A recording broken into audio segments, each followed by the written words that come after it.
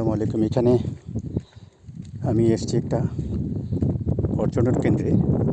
এখানে বাইরের লোকেরা, শিক্ষার্থীরা, বিভিন্ন দেশে বিদেশের। এখানে দেখুন আপনার ওয়াদি পাথর কত সুন্দর সেগুলো দেখা যাচ্ছে। ওইদিকে সামনে পাথরের পাহাড়, এদিকে খাজুর। এখানে গ্রিন হাউস আছে। এই হ্যালো, ইয়ার ফরেনার। এখান দিয়ে দেখেন এই সব কিছু তারা করছে। এখানে একজন ফরেনার যাচ্ছে, তিনিও যাচ্ছে, এখানে থাকে। ওই পাশে পর্যটন কেন্দ্রে যেটা বলছিলাম, দেখেন গ্রিন হাউস বানিয়েছে কী সুন্দর।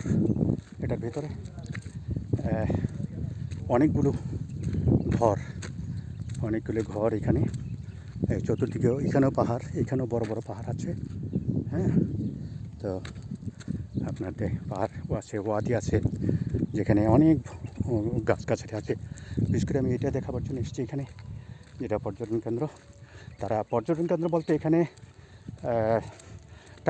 যারা ট্রাভেলস করেন আর কি, এখানে তারা পাহাড়ের বিভিন্ন জায়গায় যায় এবং গিয়ে তারা পর্যটন করে, দেখে, তথ্যাদি সংগ্রহ করে এবং অন্যদেরকেও শিক্ষণীয় কিছু তারা করে থাকে। তো আমি গেট বন্ধ আছে, ভিতরে ততটুকু দেখাতে পারবো না।